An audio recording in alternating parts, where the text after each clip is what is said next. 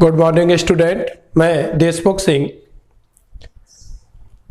BSc part first अकार्बनिक रसायन वाले पेपर में हम बात कर रहे थे सहसंयोजक बंध वाली यूनिट की। और लास्ट वीडियोज में हमने बात की थी संयोजकता कोष इलेक्ट्रॉन युग्म प्रतिकर्षण सिद्धांत की, जिसे हमने कहा था वेस्पर। उसके मुख्य अवगृहितों की बात हमने की थी जो कि गिलेस्पी और नाइहोम के द्वारा दिया गया। उसके 5 अवगृहित थे और वहां पर हमने ये देखा था किस तरीके से हम किसी भी अणु की संरचना को निर्धारित कर सकते हैं। मुख्यतः उन वीडियोज में हमने जब विभिन्न प्रकार के अणु हमारे पास थे तो उनमें बंध कोण का क्रम क्या हो सकता है उसके बारे में हमने देखा था। तो देखिए, वेस्पर का जो मुख्य अनुप्रयोग था वो अनुप्रयोग किसी भी अणु की संरचना को ज्ञात करने में किया जाता है। तो हमें अब यहाँ पर अणुओं की ज्यामिति और संरचना का निर्धारण करना है। कुछ अणु आपके सिलेबस में दिए हुए हैं जो कि मैंने आपको यहाँ लिख रखे हैं। H3O positive, SF4, NH3, H2O, ClF3 और ICl2-। ये अणु आपके कोर्स में दिए हुए हैं जिनकी ज्यामिति और संरचना आपको ज्ञात करनी है। तो देखिए, लास्ट वीडियोज में मैं आपको बता चुका हूं कि किसी भी अणु की जो ज्यामिति होती है वह ज्यामिति उस अणु में केंद्रीय परमाणु के संकरण के प्रकार पर निर्भर करती है कि उस अणु में केंद्रीय परमाणु कौन सा है और उसकी संकरित अवस्था क्या है। जैसा भी संकरण उस केंद्रीय परमाणु पर निकल करके आता है उस अणु की ज्यामिति हम उस संकरण के आधार पर दे देते हैं। लेकिन जब हम बात करते हैं उसकी संरचना की, उस अणु की, तो किसी भी अणु की ज्यामिति और संरचना समान भी हो सकती है और भिन्न भिन्न भी हो सकती है। यह बात हमने किसमें की थी? वेस्पर में। संयोजकता कोष इलेक्ट्रॉन युग्म प्रतिकर्षण सिद्धांत में मैंने आपको बताया था कि यदि किसी भी अणु में सभी की सभी बॉन्ड पेयर है, कोई भी लोन पेयर नहीं है, तो उस अणु की ज्यामिति और संरचना समान होती है। लेकिन यदि किसी भी अणु में बॉन्ड पेयर के साथ साथ लोन पेयर आ जाते हैं तो वहां पर अणु की संरचना में विकृति आ जाती है और उस स्थिति में ज्यामिति और संरचना उस अणु की अलग अलग होती है। तो इसका अर्थ यह हुआ कि किसी भी अणु की संरचना ज्यामिति के समान भी हो सकती है और भिन्न भी हो सकती है। निर्भर यह करता है कि उस अणु में केंद्रीय परमाणु के पास बंधी इलेक्ट्रॉन युग्म, जिन्हें हम बोलते हैं बॉन्ड पेयर, और लोन पेयर कितने हैं। यदि लोन पेयर नहीं है तो दोनों इक्वल होंगे, यदि लोन पेयर है तो दोनों इक्वल कभी भी नहीं होंगे, क्योंकि हम ज्योमेट्री को किससे दिखाते हैं? Bond pair plus lone pair. इसमें हम दोनों को कंसीडर करते हैं, दोनों को 3D में अरेंज करने के बाद, ठीक है, ज्यामिति हम उसकी निकालते हैं। और संरचना में हम केवल बॉन्ड पेयर को कंसीडर करते हैं। इसका मतलब केवल बॉन्ड पेयर हम काम में लेते हैं, लोन पेयर को हम हटा देते हैं। अब हमें वेस्पर के मुख्य अनुप्रयोग जो कि उस किसी भी अणु की ज्यामिति किसी भी अणु की संरचना को निर्धारित करने के लिए किया जाता है। और ज्यामिति हम किससे निर्धारित कर सकते हैं? संकरण से। उन दोनों को हमें यहाँ कंबाइंडली पढ़ना है। और किन किन अणुओं के लिए पढ़ना है, आप किसी भी अणु के लिए उसको लगा सकते हैं, परंतु मुख्य जो है वो ये अणु आपके कोर्स में दिए हुए हैं, इनके लिए तो आपको पढ़ना ही पढ़ना है। लास्ट वीडियोज में मैंने आपको किसी भी अणु में केंद्रीय परमाणु कैसे हमको ज्ञात करना है उसके बारे में मैंने बताया था, और उस केंद्रीय परमाणु पर संकरण आपको कैसे निकालना है उसके लिए मैंने एक फॉर्मूला लिखा था। संकरण का प्रकार N = केंद्रीय परमाणु के संयोजकता कोष में कितने इलेक्ट्रॉन हैं प्लस उससे कितने एक संयोजी परमाणु जुड़े हुए हैं। एक संयोजी परमाणु हमारे 5 है, F, Cl, Br, I और H, प्लस माइनस आवेश बटे 2। प्लस माइनस आवेश मैंने ये कहा था कोई जरूरी नहीं है कि आपको अणु उदासीन ही दे, हो सकता है उस अणु को आयन के रूप में वो दे दे, हो सकता है वो धनायन के रूप में दे दे, हो सकता है वो ऋणायन के रूप में दे दे। यदि धनायन के रूप में दिया है तो आपको माइनस करना है, ऋणायन के रूप में दिया है तो प्लस करना है। ये मैं लास्ट वीडियोज में बता चुका हूं। आप वहां से मेरा वीडियो संकरण के प्रकार वाला देख सकते हैं और वहां से आप आसानी से किसी भी अणु में किस तरीके से हम केंद्रीय परमाणु पर संकरण निर्धारित कर सकते हैं वो आप वहां से समझ सकते हैं। यहां पर मैं डिस्कस कर रहा हूं सबसे पहले कि मान लीजिए मैंने लिया NH3, ठीक है, सब जानते हो इसे हम अमोनिया बोलते हैं। अब यहां पर केंद्रीय परमाणु क्या होगा तो मैंने आपको बताया था कोई भी अणु है उसमें हम परमाणु देखते हैं, परमाणु जिसकी संख्या कम होती है वो आपको केंद्रीय परमाणु मानना है। यहाँ पर नाइट्रोजन 1 है, हाइड्रोजन 3 है, तो परमाणु कौन सा हो गया? केंद्रीय परमाणु कौन सा हो गया? नाइट्रोजन। यहां से हम निकालते हैं N का मान और n के मान निकालने के लिए हम इस फॉर्मूले का यूज करेंगे। n का मान जब 2 आता है तो संकरण sp, 3 आता है तो sp2, 4 आता है तो sp3, 5 आता है तो sp3d, 6 आता है तो sp3d2 और 7 आता है तो sp3d3। और इसमें कौन कौन से कक्षक भाग लेते हैं, क्या ज्यामिति बनती है, मैंने आपको मॉडल के द्वारा उसको रिप्रेजेंट करके बताया था। आगे हम बात करें कि n का मान कितना आएगा। 2 आता है तो sp, 3 आता है sp2, 4 आता है sp3, 5 आता है sp3d। इस तरीके से हम चलते हैं। तो यहां पर जब हम ज्ञात कर रहे हैं तो नाइट्रोजन हमारे यहाँ केंद्रीय परमाणु है, पहला मैंने लिया है NH3।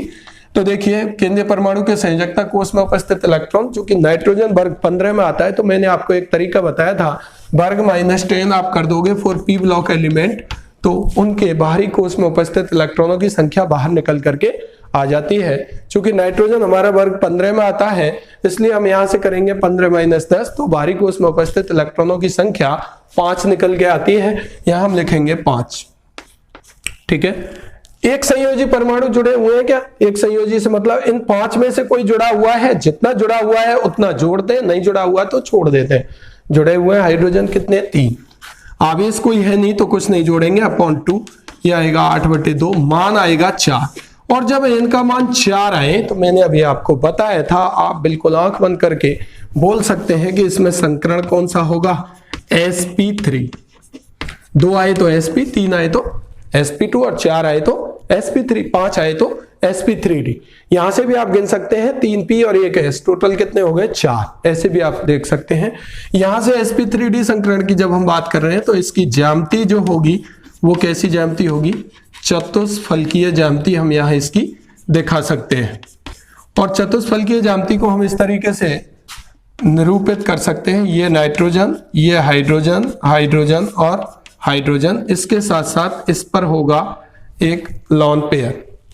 ठीक है, ज्यामिति में हम दोनों ही चीज कंसीडर करते हैं, बॉन्ड पेयर के साथ साथ लोन पेयर। अब क्वेश्चन ये आता है कि हमें कैसे पता चला कि इसमें एक लोन पेयर भी है। उसके बाद हमें क्या निकालनी है? इसकी संरचना। और मैंने आपको अभी बताया था कि किसी भी अणु की जब आप संरचना निकालते हैं तो केवल बॉन्ड पेयर ही कंसीडर करेंगे, लोन पेयर कंसीडर नहीं करेंगे। अब देखिए हमें कैसे पता लगेगा कि किस अणु के पास कितने बॉन्ड पेयर हैं और कितने लोन पेयर हैं। तो देखिए फॉर्मूला मैंने बताया, यहां से जितना n का मान आए, जितना n का मान हमें फॉर्मूला में कैलकुलेट करने के बाद ऑब्टेन हो रहा है, इस n के मान को हम यहां ये देखेंगे कि इस अणु से कितने परमाणु जुड़े हुए हैं। जितने परमाणु जुड़े हुए हैं वो तो होते हैं उसके बॉन्ड पेयर। वो परमाणु कैसे भी हो सकते हैं, चाहे एक संयोजी हो सकते हैं, चाहे 2 संयोजी हो सकते हैं, चाहे कोई भी हो सकते हैं। परमाणुओं की कुल संख्या हमें देखनी है कि कितने परमाणु इस केंद्रीय परमाणु से जुड़े हुए हैं। ठीक है, वहां से हम देखेंगे यहाँ कितने परमाणु जुड़े हुए हैं? 3। मान कितना आया? 4। तो कितने का अंतर है? 1 का। तो यहां से हम बता सकते हैं कि इसमें बॉन्ड पेयर कितने होंगे? 3 और लोन पेयर कितना होगा? 1। इस तरीके से तो जितना n का मान इस फॉर्मूले में कैलकुलेट करने के बाद आए, उसके बाद हमें यह देखना होता है कि बॉन्ड पेयर और लोन पेयर देखने के लिए कि उस केंद्रीय परमाणु से जुड़े हुए अन्य परमाणु कितने हैं। अगर उतने ही हों जितना मान आए तो उसमें कोई भी लोन पेयर नहीं होता, उस स्थिति में उस अणु की संरचना और ज्यामिति समान होती है। लेकिन जितने का अंतर आता है तो उतने लोन पेयर उसमें प्रेजेंट होते हैं। जैसे यहाँ n का मान आया 4, जुड़ने वाले कितने हैं? 3, तो 3 हो गए बॉन्ड पेयर और 1 हो गया हमारा लोन पेयर। इसलिए मैंने इसकी संरचना तो हमेशा चतुष्फलकीय रहेगी, क्योंकि ज्यामिति हमेशा चतुष्फलकीय होगी, क्योंकि ज्यामिति किस पर निर्भर करती है? संकरण पर। ज्यामिति किस पर निर्भर करती है? संकरण पर। लेकिन जब हम बात करें किसकी? इसकी संरचना की, तो संरचना में हम कभी भी लोन पेयर को कंसीडर नहीं करते हैं, इसलिए यहां से लोन पेयर को हटाएंगे। और लोन पेयर को हटाने के बाद जो हमारी इसकी संरचना बनेगी वो होगी कुछ इस तरीके से, और इस संरचना को हम बोलते हैं पिरामिडीय। क्या बोलते हैं? पिरामिडीय संरचना। तो देखिए NH3 अणु की ज्यामिति तो चतुष्फलकीय होगी, लेकिन NH3 अणु की जो संरचना है वो कैसी होगी? पिरामिडीय होगी।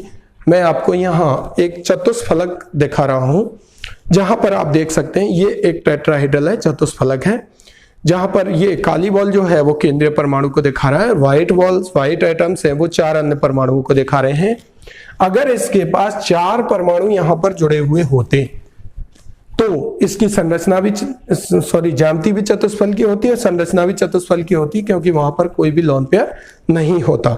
लेकिन जैसे ही NH3 में एक लोन पेयर यहां पर आएगा तो ज्यामिति तो हम दोनों को दिखाएंगे, लेकिन संरचना को हम क्या करेंगे, संरचना के लिए हम लोन पेयर को हटाएंगे।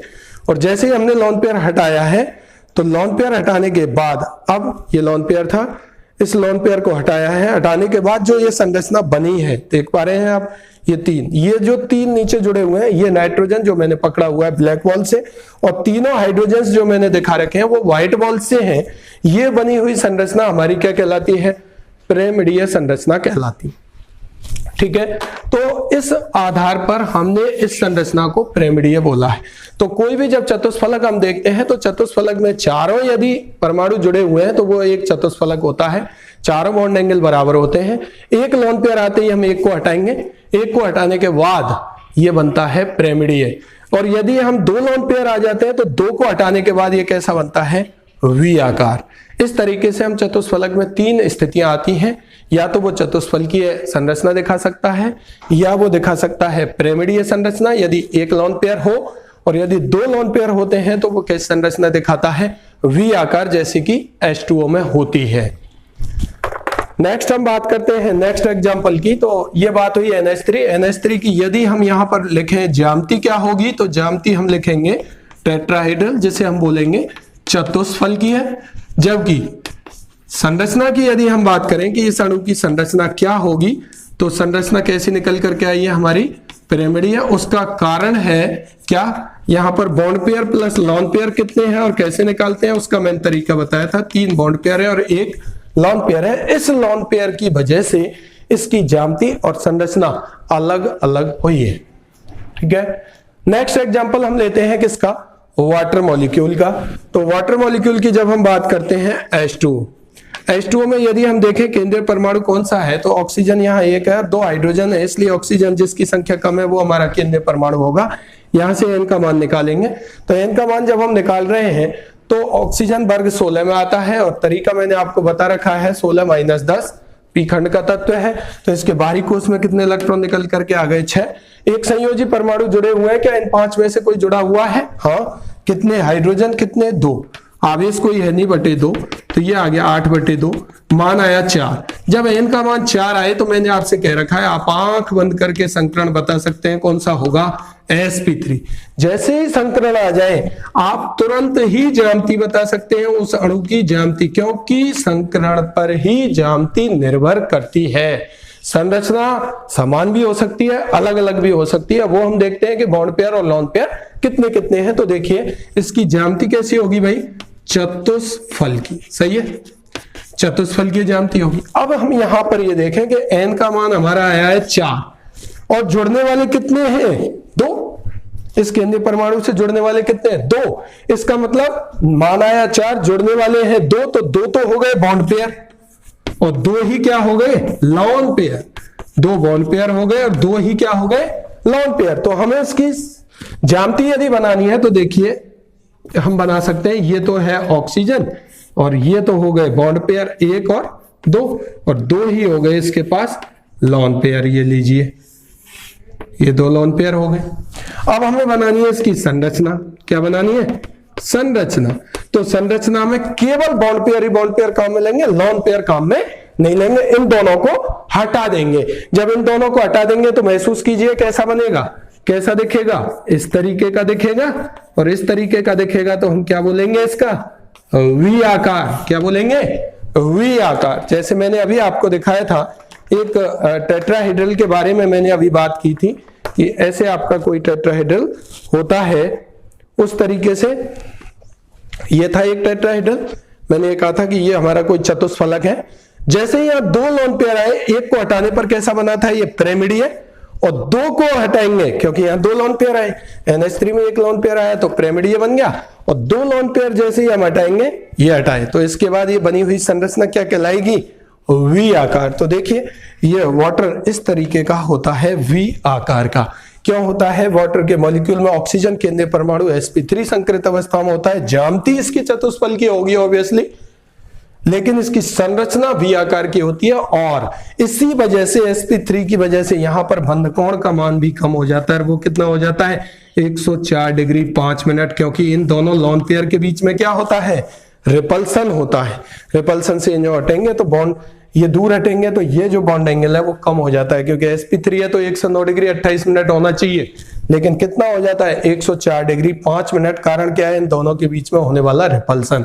तो ये तो होगी इसकी ज्यामिति, क्योंकि ज्यामिति में हम बॉन्ड पेयर के साथ साथ क्या दिखाते हैं, लोन पेयर, और ये होगी इसकी संरचना, क्योंकि संरचना में कभी भी लोन पेयर को कंसीडर नहीं किया जाता है। ठीक है, नेक्स्ट एग्जांपल हम लेते हैं। नेक्स्ट वीडियो में हम बात करेंगे 4 एग्जांपल्स की। एक है हमारा ClF3, दूसरा है हमारा ICl2, तीसरा है हमारा H3O पॉजिटिव और चौथा है हमारा SF4। तो नेक्स्ट वीडियो आप देखना ना भूलें।